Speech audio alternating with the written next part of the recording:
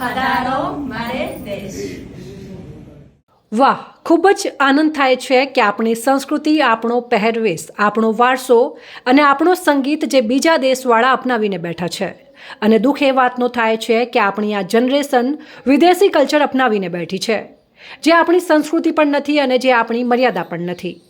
તો હેલો દોસ્તો, હું છું તમારી દોસ્ત, તમારી હોસ્ટ ભાવના સોલંકી. તો જોઈએ આ વિડીયો જેમાં આંતરરાષ્ટ્રીય સ્તરે ભારતીય સંસ્કૃતિનો પ્રચાર થયો છે. તો દોસ્તો, અત્યારે આપણા વડાપ્રધાન નરેન્દ્ર મોદી જે જાપાનના પ્રવાસે છે, ત્યાં જાપાનની 3 મહિલાઓ સાથે આ વિડીયોમાં વાતચીત કરતા જોવા મળી રહ્યા છે. આ મહિલાઓએ રાજસ્થાની પરંપરાગત પોશાક પહેર્યો હતો અને તેમની આ વેશભૂષા દ્વારા જાપાનમાં ભારતીય સંસ્કૃતિનું સુંદર પ્રતિનિધિત્વ કર્યું છે. પીએમએ વાતચીત દરમિયાન તેમને પૂછ્યું કે તેઓ કેટલા સમયથી હિન્દી શીખી રહ્યા છે.